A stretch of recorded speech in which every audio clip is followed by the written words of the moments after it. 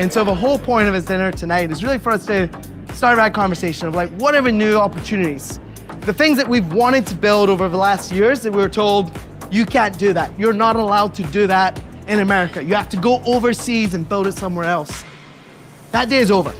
We're building here in America. We want to build for America. And so we want to bring together some of the leaders, some of the founders, some of the largest crypto projects around the world, people who want to build in America and want to see crypto succeed.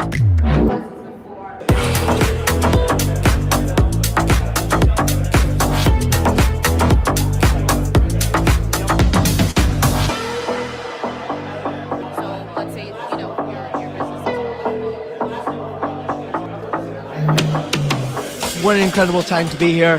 What an incredible time to be building here in America.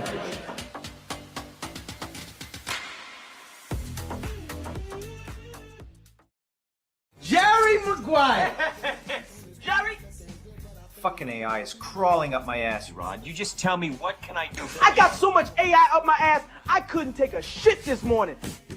But this is about something else entirely. Are you ready, Jerry? I'm ready. Just want to make sure you're ready, brother. Here it is.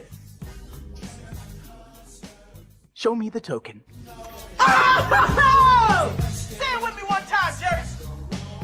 Show me the token. Oh, Jerry, don't let them eggs in liquidity, chump. Say it like you're dating the deaf sister. Yeah, show me the token. Louder like a teacher and ape and he. Show me the token. Yes. Louder.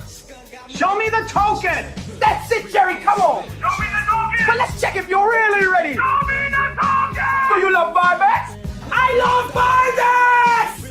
Show me the token. And I love America. I love America. Who's your motherfucker, Jerry? You, my motherfucker. What you gonna do, Jerry? Show me the token. Congrats, Jerry. Now go get your OGN.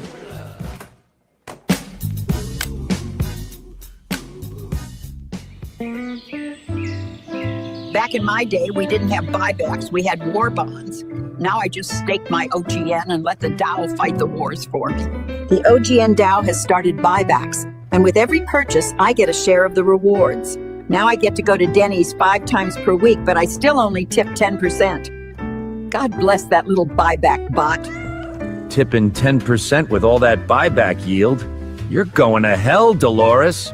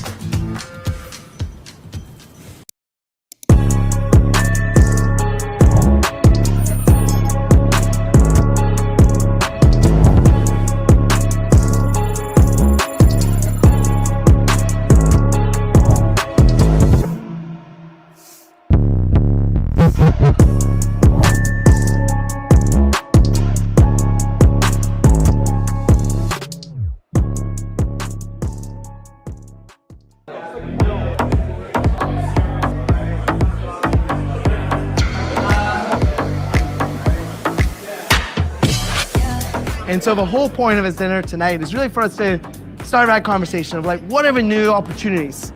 The things that we've wanted to build over the last years that we were told, you can't do that. You're not allowed to do that in America. You have to go overseas and build it somewhere else.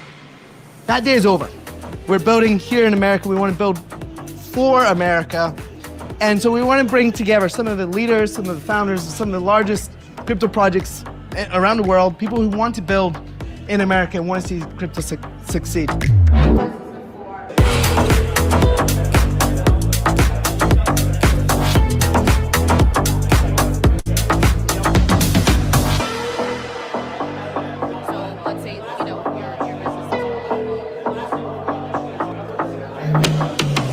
What an incredible time to be here. What an incredible time to be building here in America.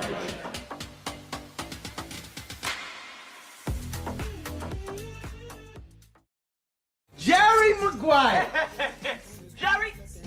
Fucking AI is crawling up my ass, Rod. You just tell me what can I do? I got so much AI up my ass, I couldn't take a shit this morning.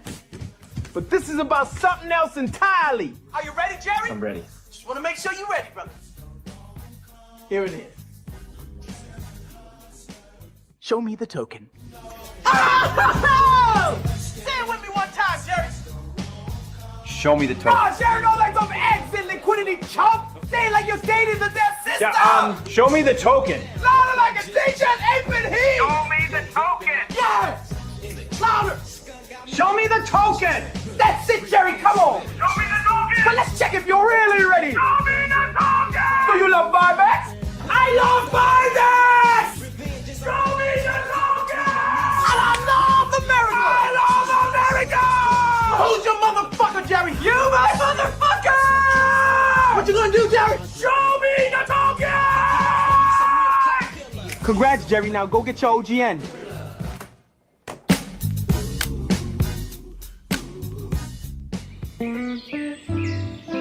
Back in my day, we didn't have buybacks, we had war bonds. Now I just stake my OGN and let the DAO fight the wars for me. The OGN DAO has started buybacks, and with every purchase, I get a share of the rewards. Now I get to go to Denny's 5 times per week, but I still only tip 10%. God bless that little buyback bot. Tipping 10% with all that buyback yield? You're going to hell, Dolores.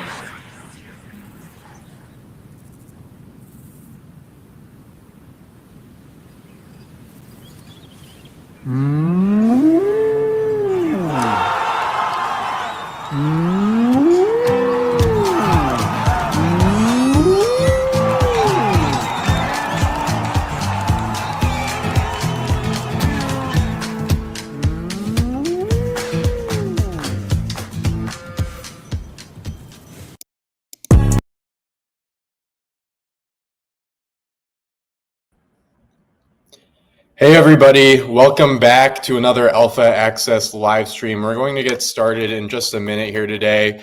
We have Yearn Finance joining us, so it should be a good stream. Relatively quick call today, probably around a half hour, but it's going to be jam-packed with updates.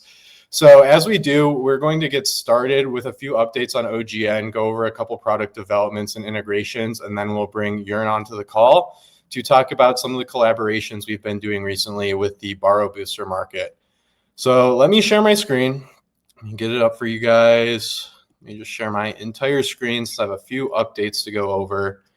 And first off is OGN. So Origin token updates for this week. We're seeing staking APY stay relatively consistent right around 40% for max locked OGN, while we're seeing the percentage of stake supply continue to increase as these rewards have increased. So if you guys haven't been following along, these staking rewards started increasing about 2 months ago and hit 40 to 50% probably 3 or 4 weeks ago. And since then, we've been seeing a lot more people lock OGN up off the open market to stake for these rewards. And what's really impressive about this 41% staking APY is none of that is funded by token emissions. It's all funded through buybacks. So that's what we're going to dive into quickly here to give you guys an update on is our OGN buyback campaign. So this kicked off back at the beginning of July. You can see we did some buybacks previously and we bought back around 10 million OGN, but it's been ticking up quite a bit over the past few months. And we're now at 32.4 million in total OGN buybacks, which represents about 5% of the circulating supply. So you annualize that and it's about 50 million OGN being bought off the market per year. So really strong uptick, and this is caused by a couple recent DAO proposals, one of them being that now 100% of protocol fees are directed to OGN buybacks. So a portion of yield from Origin Ether, Super ETH, the ARM, and all of Origin's products are used to buy back OGN off the open market. And what's also interesting, if you tuned into our community call on Monday in Discord, we talked about this shortly, but we also have quite a lot of DAO assets. So before this proposal was made, a lot of the fees accruing from Origin's products just went straight to the DAO and was held on their balance sheet. And we also have gotten a few airdrops that are held by the DAO, and all of those have now been converted to OETH, Super OETH, and OUSD. And as ETH has trickled up over the past few months, our treasury has remained really strong. So we've used some of those assets. I know the balance sheet was right around $3 million from previous protocol fees, and we've been using some of those assets to buy back OGN on top of the protocol fees, but we still have over $3 million allocated after spending on buybacks. So we have a lot more buybacks to go. We're at about 5% of the circulating supply right now that has been eaten up from buybacks, and that's a number I'm paying attention to.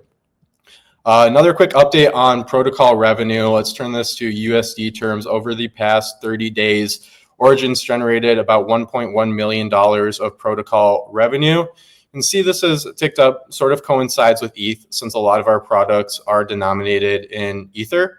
But you can see the breakdown too. If you guys want to follow along, I'm on originprotocol.com/OGN.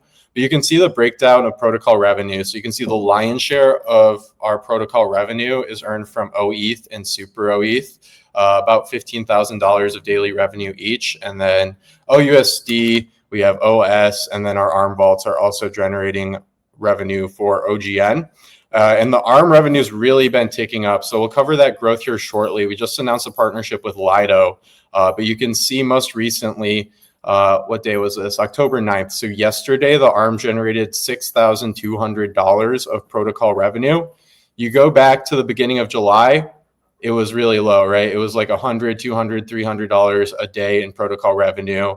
And it was pretty volatile, right? Because the ARM yield sometimes when staked ETH drifts from peg is really high, so it'll earn a lot more protocol revenue. You can see like here in the middle of July, there was a strong day for the ARM and we earned over $1,000 of fees. But on average, it looks like probably around less than $1,000 worth of fees coming from the ARM. Now we're at $6,000 yesterday, $4,000 the day before, $6,000 the day before that. So we're seeing really strong growth for protocol revenue in regards to the ARM. And that's due to some new integrations that we've had in TVL growing on that vault. If you guys want to stake OGN to earn that 41% APY, you can do so on the Origin dApp at app.originprotocol.com. But I think those are the main updates for OGN today. We typically just go over that protocol revenue and those buyback numbers. But we do have a few other announcements. So the big one from last Friday was that the Lido Ecosystem Foundation has partnered with Origin to provide liquidity to the ARM. So the Lido Ecosystem Foundation is now earning yield on their treasury assets by deploying to the ARM. And at the same time, it's supporting staked ETH liquidity. So when staked ETH drifts from peg, the ARM buys it up off the market and then redeems it through Lido's withdrawal queue to earn yield. So it has a double effect for Lido. They're earning yield while they're supporting the staked ETH peg. And what's sort of interesting is Lido doesn't actually provide liquidity on staked ETH. They're pretty conservative when it comes to where they deploy their capital. And the Origin ARM is one place they're doing so now. So they started with a $3 million allocation to the Origin ARM, which has really helped our TVL and has gained some good credibility for our product. Certainly has found product market fit with really strong yields and a lot of new integrations coming.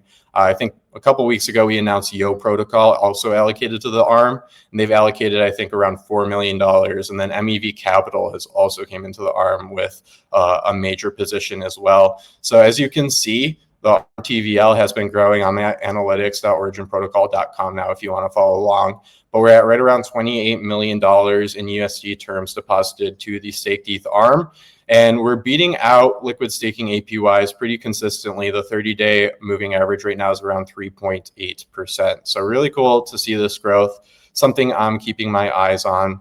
Definitely an interesting product, something pretty innovative and unique you don't see elsewhere in DeFi. So if you guys want to learn more about the ARM, you can go over to our timeline. We have a blog post linked about the Lido partnership that sort of walks through the ARM, what it's used for, and why you may want to LP.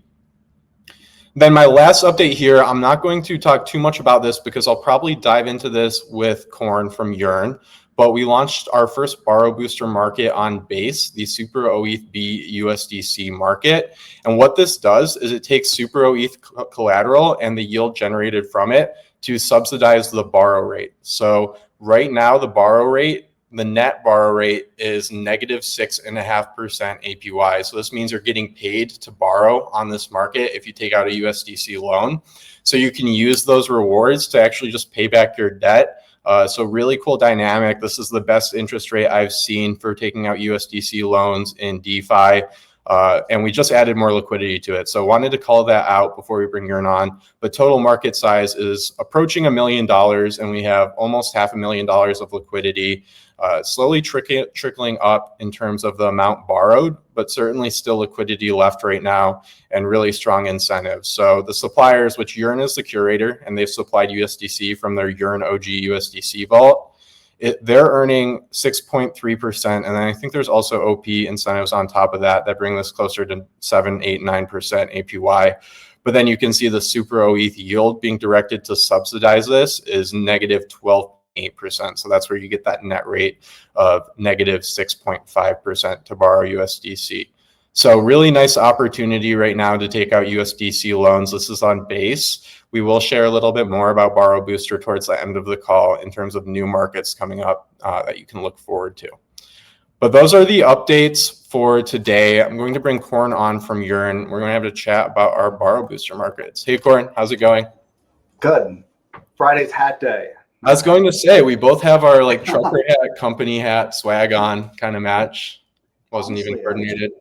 I've been a big fan of like high quality swag for a long time. In my previous job before crypto, I had to go to a lot of conferences and collected a lot of swag. So yeah, always a big fan. I like that one. Good contrast with the white and dark blue.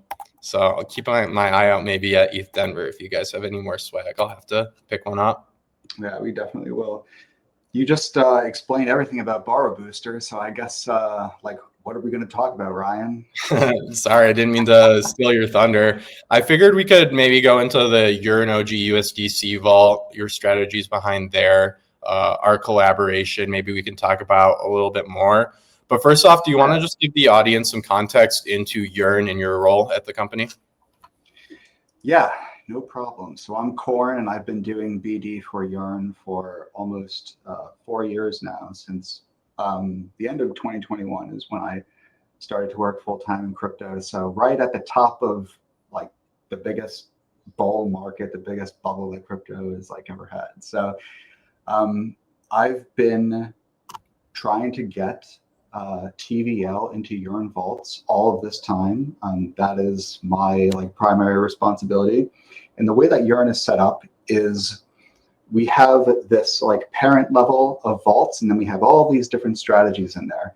And one of the things that you just mentioned when you were talking is we have vaults that have deposits in them already. So one of the reasons why we started doing curation on Morpho, and we're a whitelisted curator on Morpho right now. I think we have like $180 million of TVL in there. We're going to be doing curation in other lending markets also, but Yearn's primary way of getting yield is by supplying deposits to lending markets. And we've always been doing that with like Compound and Aave and Morpho. But we've been doing that for years and years. And I think Yearn is probably one of the oldest curators that there is. And we've done it with billions of dollars. That's awesome. And so go ahead. When you were just talking about getting the strategy up and running, so we have this like top layer of vaults, and then we can have an unlimited amount of tokenized strategies inside of each one of those vaults. So sending USDC into this vault so people can use their Super OETH as collateral to borrow USDC, like that's something that we can get started right away. And that's what we did here. That's awesome. And I know Yearn is multi-chain, right? Obviously, we have this market on Base. You guys have a lot of TVL on mainnet as well. So yeah. I'm curious where you guys are seeing adoption as far as networks right now. Is there any specific networks growing faster than others? Where's the majority of your TVL? And also, where are the yield opportunities right now? I know like typically on mainnet, it's a little bit more conservative. So you'll see slightly lower APYs, at least most of the time. So what are you seeing in terms of the yield landscape right now? So on mainnet, they may be a little more conservative, but they can also handle deposits with size. And that's something that really can't happen on most layer twos yet. We're very selective about what chains we want to focus on because we do want to invest in our time and long-term opportunities, things that are going to be around for a long time. And when you start with a new chain and a new lending market, you have to inspire or incentivize borrows. Like that is how you get going. And if you don't have borrows, then you're probably not going to make it. You're just going to be supplying incentives for people to deposit on the supply side, and you know those are going to expire, and then people are going to pull liquidity out when they don't have any yield left. So one of the projects that we have been investing a lot of our time in is on Katana. And Katana is a layer 2 that Polygon brought to market, maybe like was the go live for it. And we've really been focused on getting borrows going there and getting healthy lending markets going for that ecosystem. Katana is a bit like the original vision of Blast, being a native yield chain where the entire ecosystem is rehypothecated. So when you bridge into Katana, all of those deposits go into a yield-bearing vault, and all of those deposits earn yield. All of that yield is then ported into Katana to the places that are going to have the best network effects, to the places that are going to generate the most liquidity. And the whole idea is for Katana to have yields that are incrementally higher than the chain that people originally bridged from, and that will ultimately have higher yields for more and more people to bridge into Katana as like a yield sink. So if you go onto on Morpho and look at the Katana markets on there, you'll see that there's a lot of Yearn on there. All of the vaults on Katana right now are all built on top of Yearn, and it has essentially like doubled our TVL in the past few months. So I've been talking to you guys, to Raphael, about doing Borrow Booster on Katana, and we are definitely going to bring that to market. It's a powerful tool. Incentivizing borrows inside of one product it's killer. It's a killer feature. Yeah, I was just talking to Raphael about that this morning too. So excited to explore that opportunity. And you mentioned earlier about how you need to incentivize borrows to bootstrap a market. I think that's something that's powerful about Borrow Booster is you're not relying on token emissions, or with a lot of layer 2s, you might be able to get like a grant from the foundation, but eventually those emissions will dry up and then you need to find a way to incentivize these markets. So with Borrow Booster, it's really sustainable, right? Because it's staking yield that's not going anywhere. So it's incentives in perpetuity, which you don't really find very often in DeFi. Yeah. We're definitely like pretty picky about the markets that we curate and the collaterals that we accept. And I think we definitely are going to make something happen on Katana together. And are you farming yield on Katana on any other yield protocols outside of Morpho, or is Morpho your primary focus right now across networks? So right now, the only lending market on Katana is an opinionated chain. Like we worked with Polygon for over a year on this alongside Morpho and Sushi to get this up and running. And there's only one lending market on it. There's only one ALM liquidity manager on their steer, and Sushi is the AMM. So we do have some like for like pairs, like stable pairs that are earning yield on Sushi right now. And we use steer as the ALM for that. And all the other yields, they are coming from Morpho right now. Oh, we also have Spectra. So Spectra also just launched PTs and YTs for all of the Yearn vaults on Katana yesterday. So those are all up and running, and you can like ape into YTs and get cat token, or buy the PTs too. Very cool. And what sort of assets are seeing the most adoption? I feel like stable coins is usually the answer there. But or is ETH. A lot of ETH? Is it mostly Bitcoin? Bitcoin too? Yeah, wrap Bitcoin. Are there solid yield opportunities on Bitcoin right now? Because from what I've seen, like most of them are under 1%. It's been pretty difficult for yield protocols to figure out how to generate good yield on Bitcoin. You know, Bitcoin is a multi-trillion-dollar asset. There are some projects out there that are doing like a kind of Athena basis trade with Bitcoin that I know does generate yield, but I don't know how scalable those strategies are. We've seen that Athena's strategy has led them to allocate up to 70% of their deposits back into Aave lending markets to get supply side yield, just like we're doing. So those are like more prone to seasonality and the like swaying of yields over time. I would say that we have another group of strategies called lender borrower strategies. And sometimes these do have really good Bitcoin yields. So the idea is that someone supplies like wrapped Bitcoin as the collateral asset, and they borrow another yield bearing asset, like a yield bearing stable. And if the yield is high enough, then, you know, that translates to them getting pretty decent yields on their Bitcoin. But again, these strategies, you know, they're constrained to the amount of liquidity and like the amount of time in the market with some of these. Like people are very protective about their assets and they don't want to deposit their wrapped Bitcoin into things that are too risk on. So we need to just deploy them, put them out there in the market with like reasonable risk caps and watch them grow over time. But yeah, a lot of Bitcoin yields right now are pretty low. You're right about that. Yep. And you're definitely right about Bitcoiners being conservative about where they put their Bitcoin too. So it's kind of a trade-off, right? Like you can't be offering double-digit yield on Bitcoin with a really advanced strategy that might have some higher risks associated with it. It's probably not going to get much adoption compared to something more bulletproof. Yep, exactly. Do you have any opinions on Plasma? I'm seeing so much about Plasma right now. They've grown their TVL a ton, especially for stable coins. Is that something Yearn's exploring, or do you have any personal opinions on the network? I know they were providing a lot of incentives for a lot of those deposits in the beginning. I know that the original strategy for this was to de-risk from having so much USDT on Tron.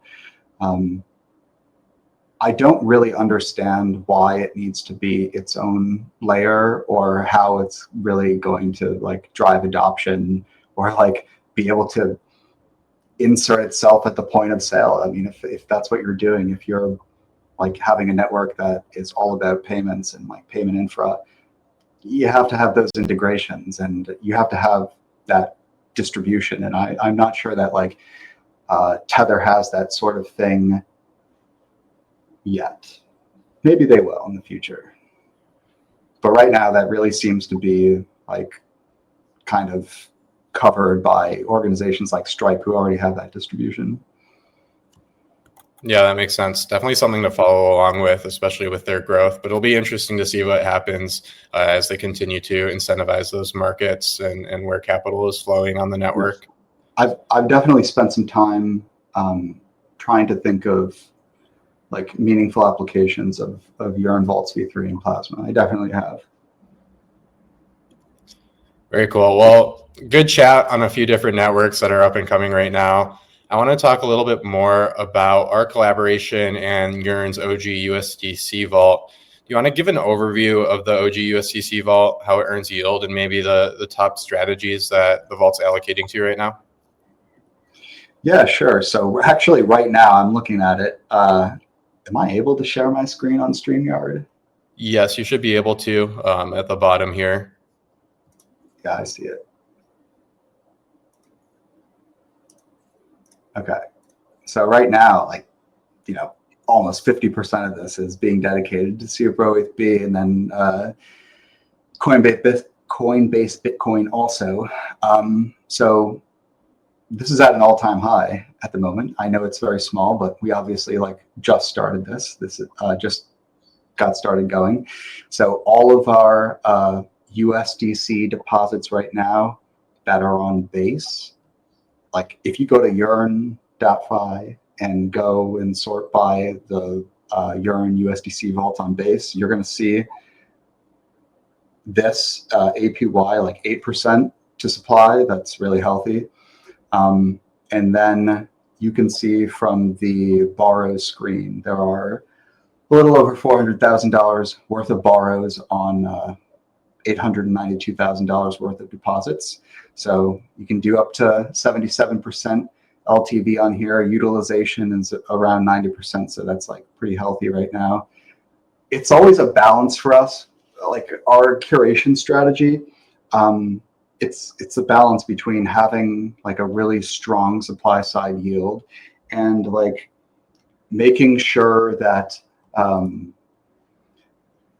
if the borrow APY is too low, then lenders are going to withdraw from the vault, and you're going to lose liquidity. And on the other side, if the borrow APY is too high, then borrowers are going to go, and the lending APY is going to go down. So you have to keep a balance, and it's definitely something that we monitor 24/7. We have a bunch of Telegram bots that they go and report like exactly what's happening with APYs, with like utilization rates, with like peg stability, and like they monitor for bad debt, all of this stuff, and they broadcast it to us all the time, and we make sure to like pay really close attention and always react when something comes up.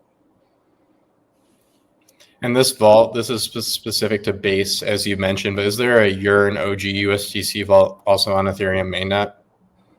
Yeah, we have an OG vault on mainnet and Katana also. So the OG vaults are like the typical Yearn, totally risk off, like up only strategies that we have. Then we have DGen vaults. They have higher yields, but they accept like riskier collateral. And what sort of APY can you earn on the DGen USDC vaults, and where does the added risk come in? Well, the added risk comes in from the riskier collateral, but I think there are like only a few points higher at the moment. Like, to be honest, the OG ones are definitely more popular at the moment. Like if you look at the DGen one on Base, I know it's a few points higher, but the deposits are just not there. What's the deposits look like on mainnet for the OG USDC vault? That is a good question. Let's see.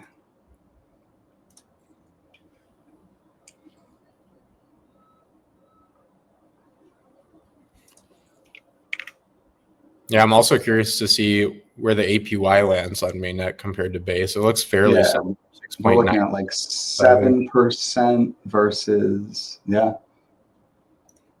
So that's 1.6 million also. So it's not that high. Our highest vault is definitely this one. It had over $60 million in it not too long ago for OG WETH. Our other biggest vault right now, I believe, is Sky Rewards USDS. I think that has like $50 million in it. Yearn's TVL overall, if you count curation, is a little under $800 million right now. Getting close to that $1 billion mark. I know, which is still Yearn's top TVL. I think March of 2022 was like 6.2 billion.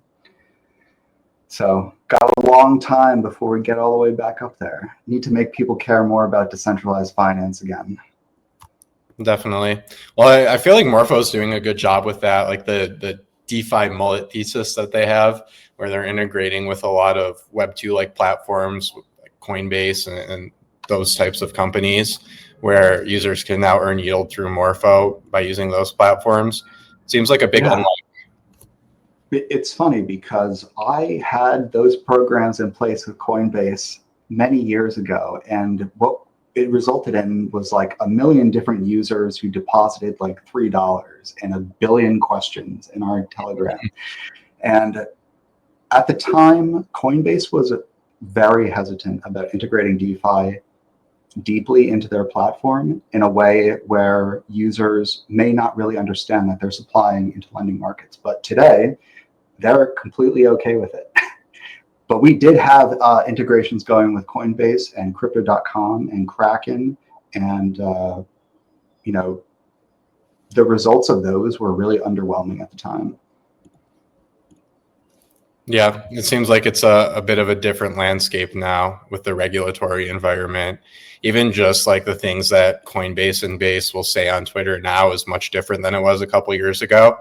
It feels like you can take a bit more risks. I know they used to never even mention yield in any capacity, and now I'm seeing that like they're advertising APY. So it's certainly a different landscape than what it used to be.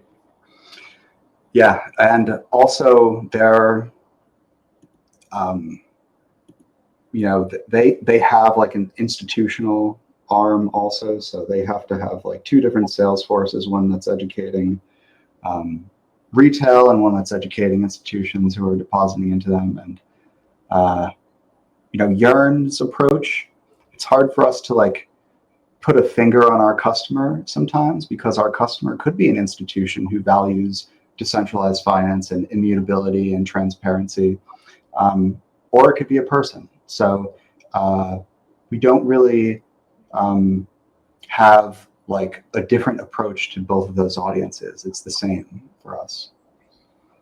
Yeah, that makes sense. So I'm curious how you guys choose which vaults to allocate to and how you do due diligence to manage risk. Like, what is it that you look for? Obviously, APY is a big consideration, but when it comes to risk, like the collateral asset's probably one of the biggest ones. But do you guys have a checklist that you go through to qualify certain yield opportunities? What's the process look like for that? Oh yeah, we've actually had like a full risk framework in place for Yearn since 2021. It's been evolving over time and like getting better and better. So we took that same risk framework from our typical curation and applied it to like what we're doing today. And we always like to play it safe. We always like to have like really frequent data checks and make sure that everything is being reported to us automatically, because, you know, there are times when utilization rates change or like pegs might change, and we need to be aware of that. We need to be alerted because we're not always going to be on the lookout for it.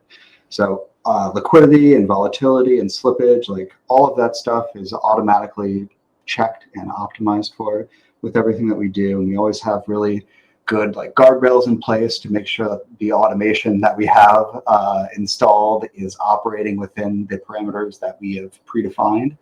So, and we also have safety stuff like 72-hour time locks and stuff like that. So no decisions are like made within minutes, you know.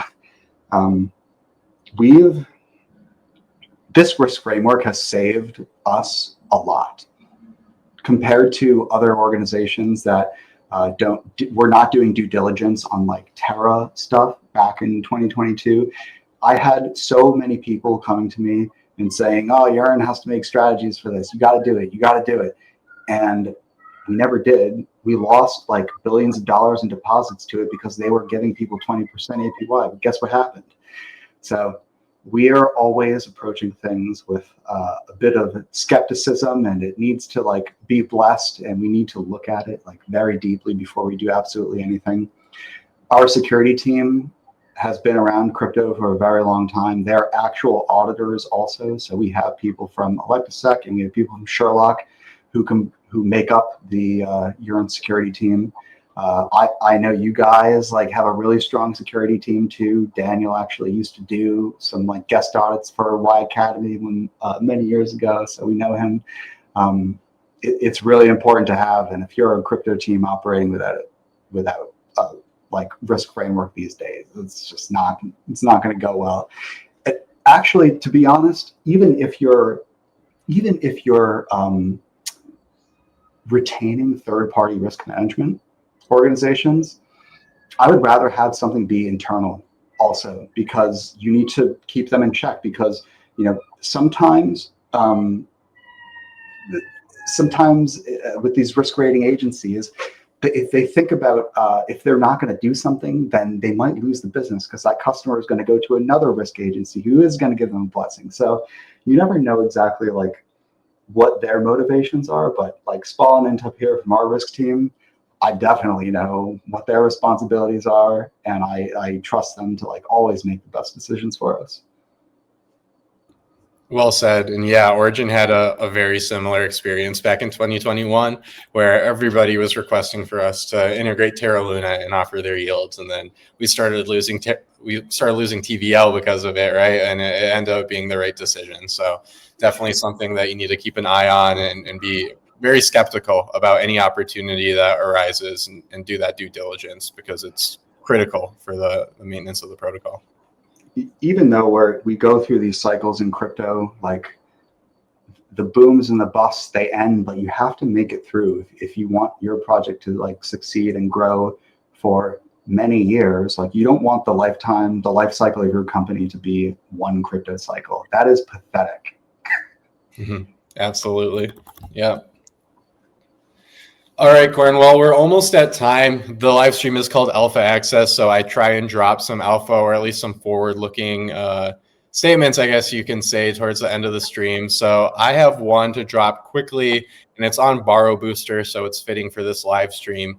But Origin will be launching Borrow Booster markets on Ethereum mainnet coming next week, so stay tuned for that announcement.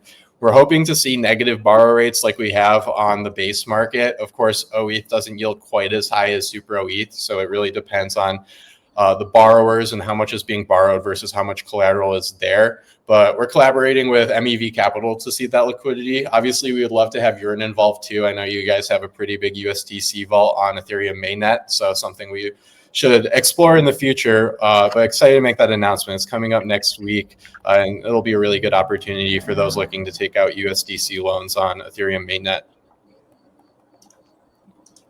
And Corin, I am curious if you have anything on Yearn's roadmap coming up in the next few weeks that the audience should be aware of or that you're personally excited about.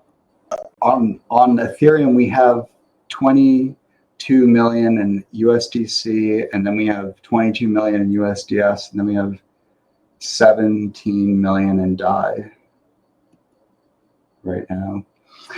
So things coming up for Yearn, we have new YFI updates that were proposed and are being voted on right now to reduce. Right now, the amount of time to stake YFI is 4 years, the max lock. And we're going to reduce that a lot. We're also going to shove 100% of the revenues through staked YFI token. So that is the new goal for us. I know you were talking a lot about how like Origin is redone the way you're distributing revenues too. I think it's really important that we do that right now. So we also have a bunch of new Yearn site experiences coming. So we're working really hard on redoing what our approach is like, because I think we need to give more data to users to make better decisions, and we're going to make that happen. Awesome. Well, looking forward to following along with those updates. Sounds like you guys have some big things coming. Thanks so much for joining us. I thought it was a great conversation. Really awesome to see over 600 live viewers on for today's live stream. We'll have to catch up again, maybe on a community call or on a future live stream, but thanks so much for joining, Corin. We're going to cut the stream short a little bit here and enjoy your weekend. Peace out, you too. See ya. Bye.